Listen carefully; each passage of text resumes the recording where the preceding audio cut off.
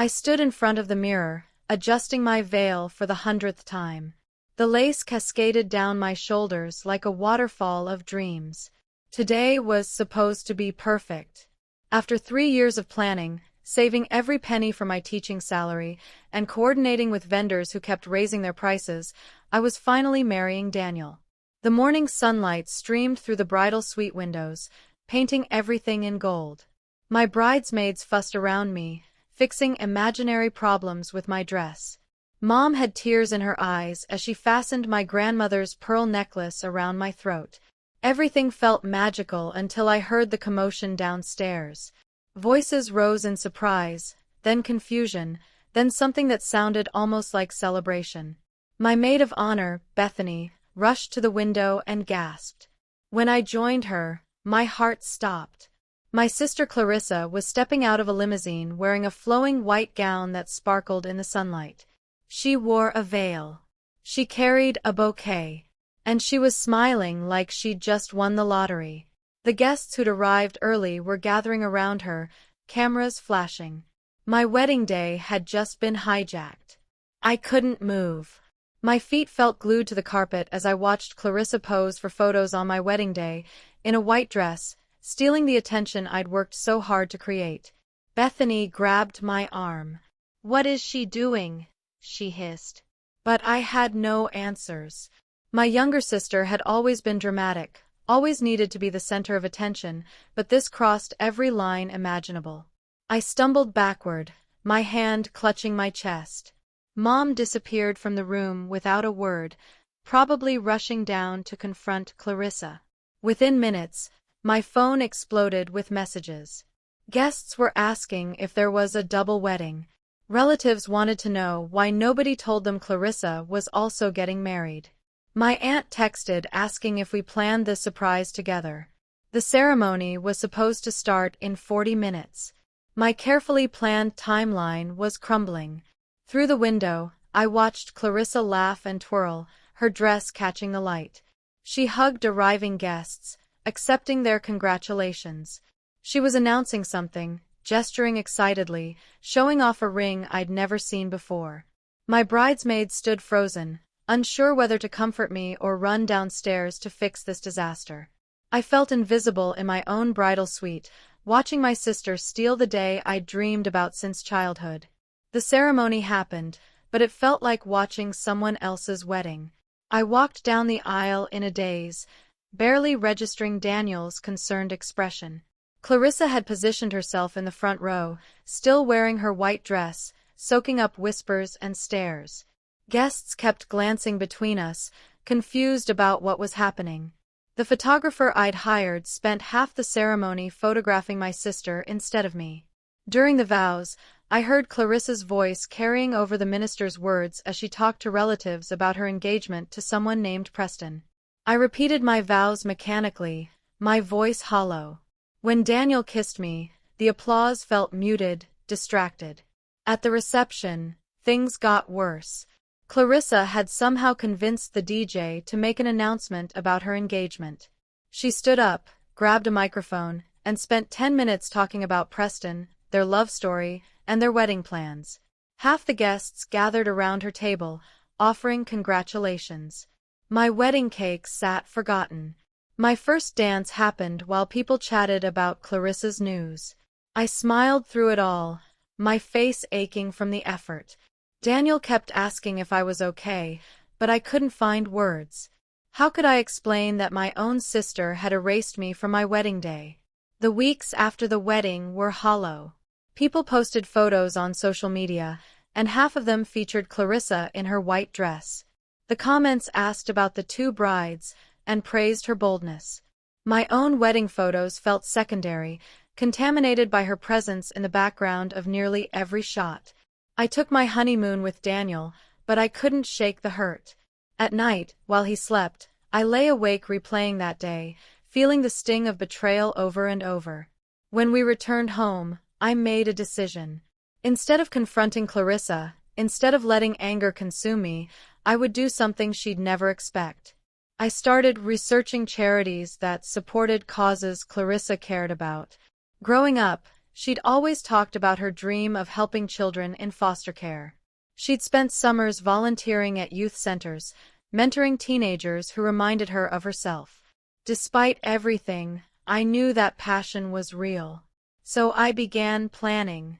Late at night, after my teaching shifts, I worked on creating a foundation. I used money Daniel and I had saved for furniture and put it toward legal fees, paperwork, and initial funding. I called it Clarissa's Promise, but registered it under a different administrative name. Nobody would know I was behind it. Not yet. Building the foundation was harder than I imagined. I spent months filling out forms, meeting with lawyers, and setting up bank accounts. Every night after grading papers, I'd work until 2 in the morning on grant applications and partnership proposals. Daniel watched with concern but supported me, even when I couldn't fully explain why I was doing this. The irony wasn't lost on me. My sister had ruined my wedding, and I was honoring her childhood dream. But something about it felt right. Maybe it was because I remembered the Clarissa from before, the girl who cried when she read stories about abandoned children, who spent her allowance buying gifts for kids at the shelter. That girl was still in there somewhere, buried under layers of selfishness and attention-seeking behavior. Meanwhile, Clarissa's life continued to be a spectacle. She posted engagement photos weekly, each more elaborate than the last. Her social media followers multiplied. She appeared on a local morning show talking about her surprise engagement announcement. She never mentioned that it happened at my wedding. She never acknowledged the hurt she'd caused. My phone stayed silent. She didn't call to apologize or explain. It was as if she'd genuinely forgotten that day was supposed to be mine, not hers. The isolation hurt almost as much as the betrayal itself. 6 months passed. My foundation received its non-profit status. I'd managed to secure 3 small grants and partnered with 2 local foster agencies. We provided supplies, mentoring programs, and scholarship funds for kids aging out of the system. Every check I wrote, every program I approved, I thought of Clarissa's younger self, the one who would have been proud of this work. Meanwhile, I helped a friend through her own crisis. Bethany's mother had been diagnosed with cancer, and she was drowning in medical bills and emotional exhaustion. I organized meal trains, drove her to appointments, and sat with her during the long nights when fear felt overwhelming. I didn't announce these things online or seek recognition. Kindness didn't need an audience. Then something unexpected happened. I received an email from someone who discovered the foundation through our website. They praised the work we were doing and asked how they could help. The message was signed anonymously, but it included a donation for $5,000. I stared at the screen, tears blurring my vision. Somewhere out there, someone saw the value in what I was building. The money wasn't just financial support. It was validation that this secret mission mattered, even if nobody knew I was behind it. The foundation grew faster than I anticipated. By the end of the year, we'd helped 43 kids. We provided backpacks filled with school supplies, funded art therapy sessions, and created a mentorship program pairing foster teens with adult volunteers. Local news picked up the story, running a feature about Clarissa's Promise and its mysterious founder who preferred to remain anonymous. The reporter interviewed some of the kids we'd helped. Their testimonials made me cry. One teenage girl said the program made her feel like someone finally cared about her future. A boy talked about how the art therapy helped him process his trauma. These children were thriving because of work I'd done in secret, fueled by hurt but transformed into something beautiful. Then I learned about the awards ceremony. The Community Foundation was hosting an event to recognize local nonprofits making significant impacts. Clarissa's Promise had been nominated. The ceremony was scheduled for the same weekend as Clarissa's engagement party. I stared at the invitation, torn. Part of me wanted to attend, to finally step into the light and claim this work. But another part whispered that staying hidden served a greater purpose. The foundation wasn't about me or my ego. It was about those kids and about proving that hurt could be transformed into healing. An unexpected ally emerged. Veronica, one of Clarissa's college friends, reached out through the Foundation's contact form. She'd recognized the mission statement as eerily similar to conversations she'd had with Clarissa years ago. Veronica was a social worker now, and she wanted to help expand our programs. We met at a coffee shop, and I admitted the truth. I was Clarissa's sister, and yes, I'd created this foundation inspired by her childhood dreams. Veronica's eyes widened. "Does she know?" she asked. I shook my head. "Not yet. Maybe not ever." Veronica studied me for a long moment. "You're a better person than most," she finally said. "After what she did at your wedding, you could have destroyed her. Instead, you're honoring the best parts of who she used to be." Her words settled into my chest, warm and affirming. Together, we developed new programs. Veronica connected us with additional agencies and helped recruit volunteers. The foundation flourished. But the weight of my secret grew heavier. I attended family dinners where Clarissa dominated conversations with wedding plans. She showed off registry items and discussed flower arrangements while I pushed food around my plate. Nobody asked about my life. Nobody noticed the exhaustion in my eyes from late nights building something meaningful. Tension built as Clarissa's wedding approached. My invitation arrived in elaborate packaging with gold lettering and silk ribbons. She'd chosen a venue 3 times the size of mine, with a guest list that included minor celebrities she'd connected with through social media. The wedding was scheduled for June, exactly 1 year after she'd hijacked mine. Family group chats buzzed constantly with updates about dress fittings, cake tastings, and destination bachelorette parties I couldn't afford to attend. I felt the old hurt rising again, threatening to drown me. Part of me wanted to be happy for her. She was my sister, after all, and Preston seemed like a decent person from the few times I'd met him. But I couldn't separate my joy for her from my anger about what she'd done. The betrayal sat in my stomach like a stone. I started drafting a confrontation speech in my journal. I wrote and rewrote the words I'd say, explaining exactly how much she'd hurt me. But every version felt hollow, insufficient. How do you explain to someone that they erased you from the most important day of your life? How do you make them understand the depth of that wound? I carried the weight alone because Daniel, bless him, couldn't fully grasp it. He'd tried, but he was an only child who'd never experienced sibling betrayal. The engagement party arrived. Clarissa had rented a rooftop venue overlooking the city. String lights twinkled overhead as guests mingled with champagne glasses. She looked radiant in a silver dress, laughing easily, working the crowd like a professional. I debated skipping, but family pressure won. I wore a simple blue dress and stood near the edge of the party, feeling invisible again. Then came the toast portion. Friends and family stood to share stories and offer congratulations. I watched Clarissa's face glow with each tribute. When there was a lull, something inside me shifted. Maybe it was exhaustion from carrying my secret for so long. Maybe it was the need to prove I was bigger than my hurt.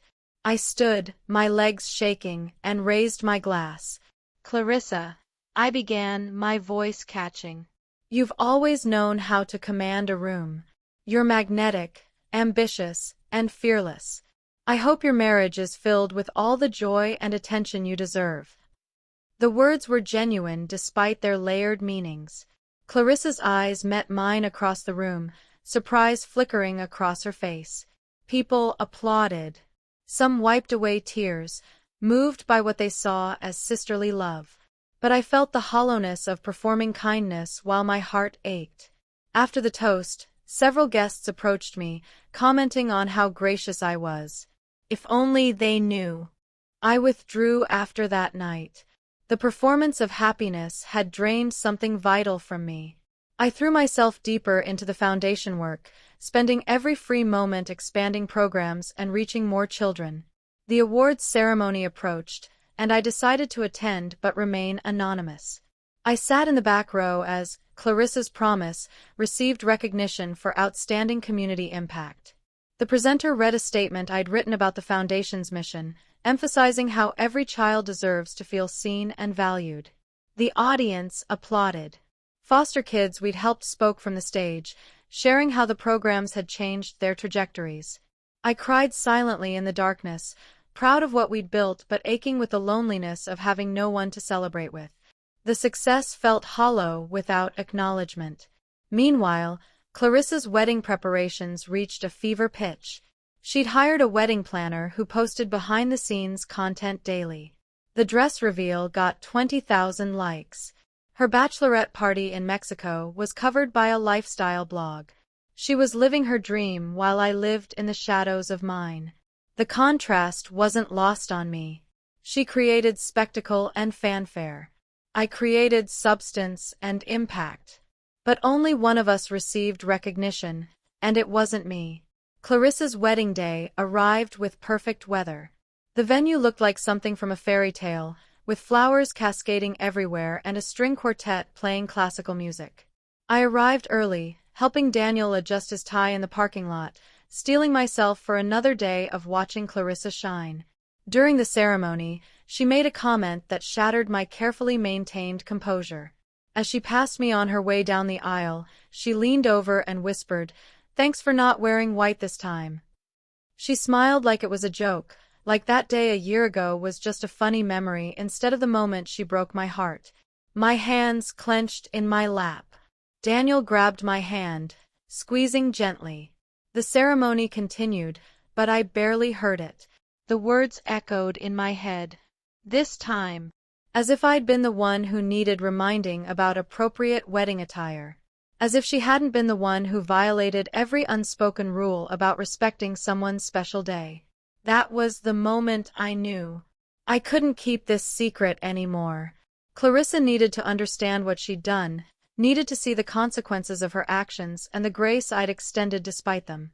After the ceremony ended and photos were taken, I found her alone in the bridal suite, touching up her makeup. "We need to talk," I said. Clarissa turned, her expression shifting from joy to confusion. "Now? I'm about to go to the reception." I closed the door behind me. My heart hammered so hard I thought it might break through my chest. "This can't wait anymore." She set down her lipstick, studying me with growing concern. "What's wrong? You seem upset." The understatement almost made me laugh. "Do you remember my wedding day?" I asked, my voice steadier than I felt. She blinked. "Of course. It was beautiful. You wore a white dress," I said quietly. "You announced your engagement. You took over my entire day." Her face flushed. "I thought it would be a nice surprise. 2 celebrations in one." "It wasn't your day to celebrate," I replied. "You stole my wedding, Clarissa. You made yourself the center of attention when it was supposed to be about Daniel and me. Do you have any idea how much that hurt?" She opened her mouth, then closed it. I could see her mind working, perhaps trying to reframe the memory in a way that made her actions acceptable. "I didn't mean to hurt you," she finally said, but her voice lacked conviction. "That's not good enough," I told her. "Because what you don't know is what I did afterward. What I've been doing for the past year while you planned this wedding." Clarissa stared at me, her mascara-perfect eyes wide with confusion and the first hints of fear. "What are you talking about?" I took a deep breath. This was the moment everything would change. "Do you remember when you were 15 and you told me about your dream? About creating something that would help foster kids, that would give them hope and support?" Recognition flickered across her face. "That was just kid talk. I was young." "It wasn't just talk to you then," I said. "You were passionate about it. You cried reading statistics about kids aging out of foster care with no support systems. You volunteered every summer because you genuinely wanted to make a difference." She looked away, uncomfortable. "People change. I grew up." "I know," I said softly. "But I didn't forget that version of you." The girl who cared about more than appearances and attention.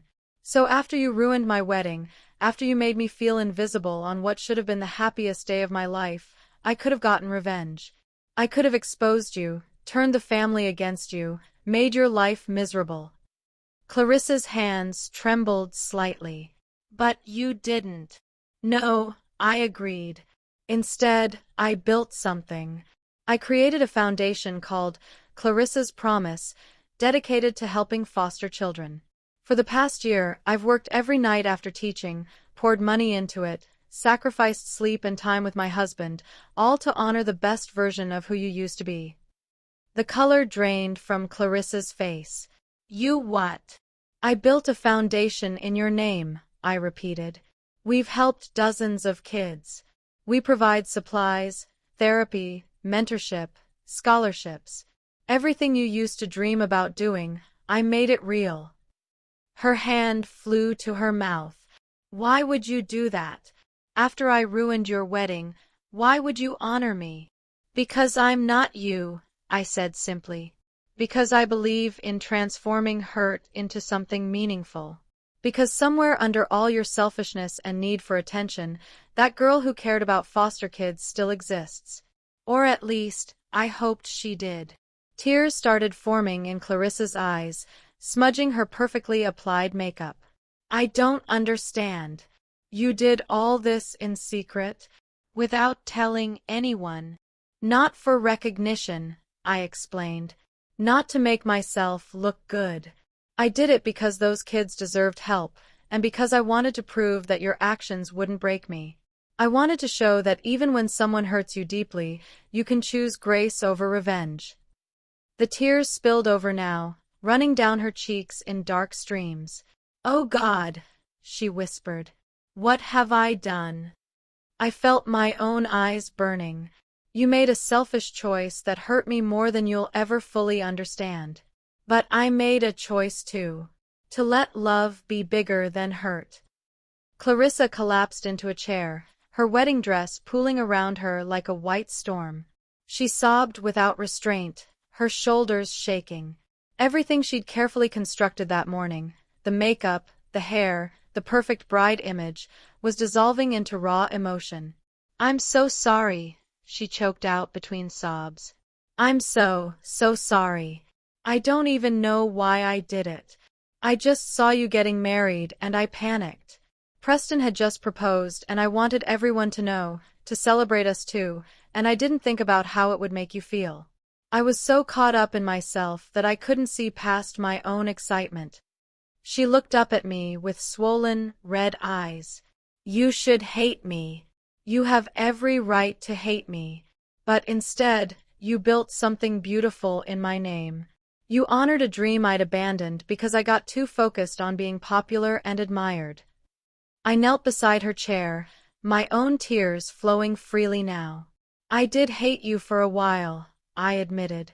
Some days I still struggle with it. But hate was eating me alive.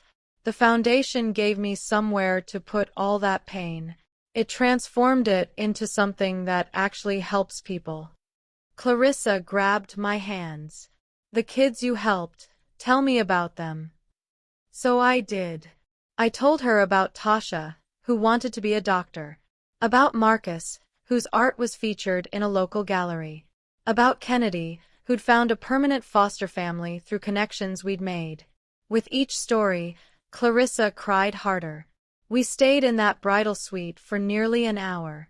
Clarissa asked question after question about the foundation, about the programs we'd created, about the children whose lives had been touched by work done in her name.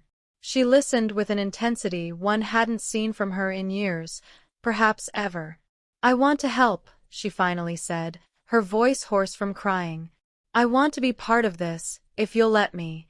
I know I don't deserve it after what I did, but please, let me try to make this right. I studied her carefully. Part of me wanted to say no, to keep the foundation as my own project, protected from her potential interference.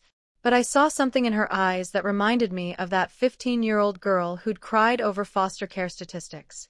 Something genuine had broken through. It won't be easy, I warned. This isn't about photo opportunities or social media posts. It's real work with real kids who need consistency and authenticity. I know, she said. Or at least, I want to learn. I've been so lost in this superficial version of myself that I forgot what actually matters. Seeing what you built, knowing you did it after I hurt you so badly, it's like you held up a mirror and I finally see how far I've strayed. I squeezed her hands. Then yes, you can help. We'll figure it out together. She pulled me into a fierce hug, both of us crying, her wedding dress crushed between us. I love you, she whispered. I'm so sorry. I'll spend the rest of my life trying to be worthy of what you did. Clarissa's reception had to wait while we fixed her makeup and composed ourselves. When we finally emerged, guests were worried about the delay. But Clarissa did something unexpected. She took the microphone during dinner and asked for everyone's attention. I need to say something important, she began, her voice shaking slightly. Many of you were at my sister's wedding last year. What you might not know is that I did something incredibly selfish that day. I wore a white dress and announced my engagement, stealing attention that should have been entirely focused on her. Confused murmurs rippled through the crowd. I stood frozen, not expecting this public confession. I hurt my sister deeply, Clarissa continued, and instead of confronting me or seeking revenge, she did something extraordinary. She created a foundation that helps foster children, inspired by dreams I'd shared with her years ago. She poured her heart into it while I was too self-absorbed to notice or apologize. She turned to face me, tears threatening again. My sister showed me what real love looks like. It's not about grand gestures or perfect moments. It's about choosing grace when you have every right to choose anger. Tonight, instead of gifts, I'm asking everyone to donate to Clarissa's Promise. And I'm asking my sister to forgive me publicly, the way I hurt her publicly. The room fell silent. Every eye turned to me. I walked to the front slowly, my heart pounding. When I reached Clarissa, she handed me the microphone with trembling hands. I forgive you, I said simply, and the room erupted in applause. But I held up my hand for quiet. Forgiveness doesn't erase the hurt.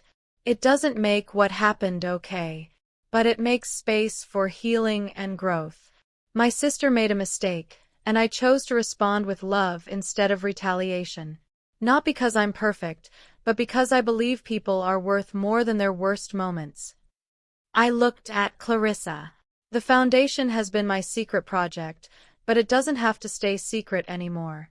If you're serious about helping, about reconnecting with that girl who wanted to make a difference, then let's build this together.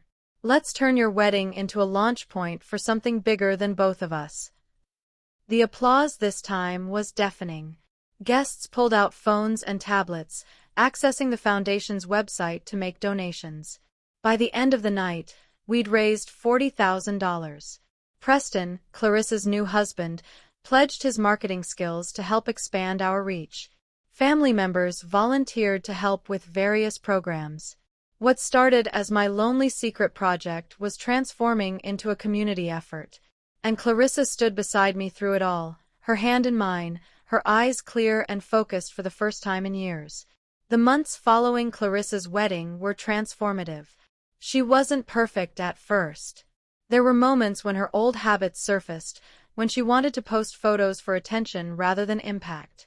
But she caught herself, apologized, and tried again. Together, we expanded the foundation beyond anything I'd imagined possible. Clarissa's social media following, which I'd resented, became an asset. She shared stories of the kids we helped, always focusing on them rather than herself. Her posts went viral, bringing in donations and volunteers from across the country. She used her platform for genuine good, and watching her grow into that responsibility filled me with pride. We opened a mentorship center where foster teens could get tutoring, career counseling, and emotional support. We partnered with colleges to provide scholarships. We created a housing program for kids aging out of the system.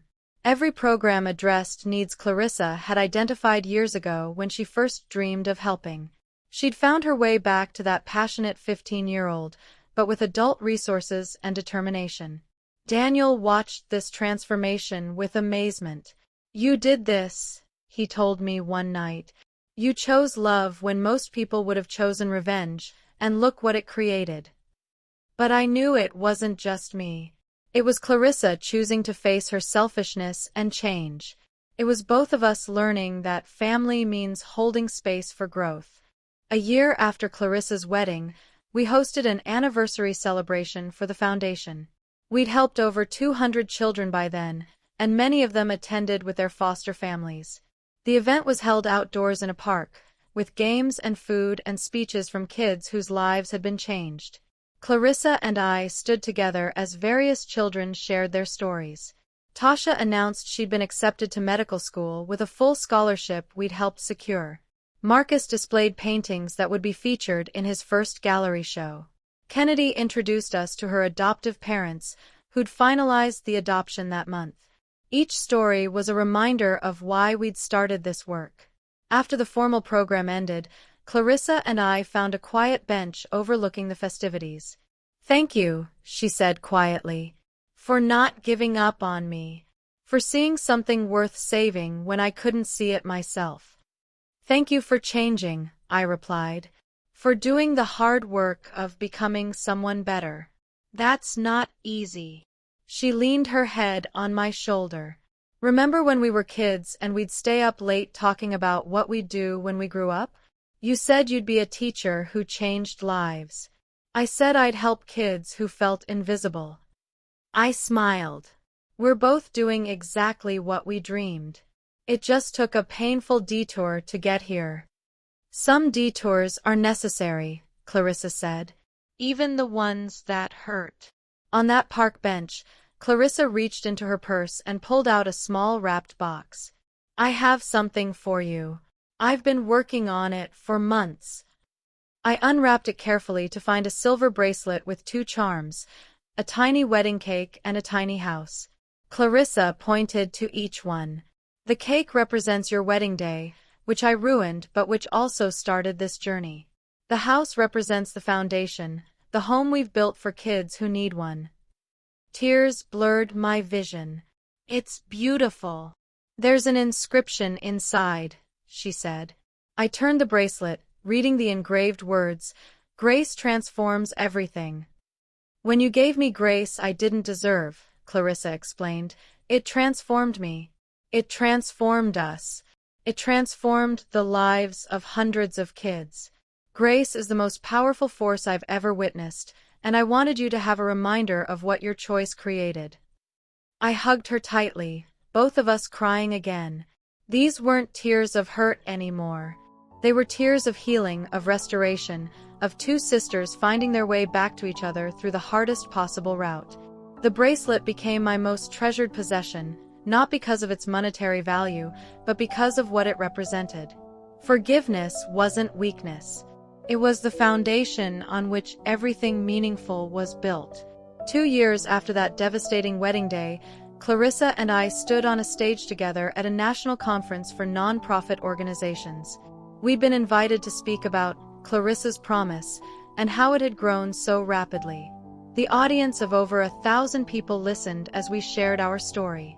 I talked about the hurt of having my wedding hijacked and the decision to transform that pain into purpose.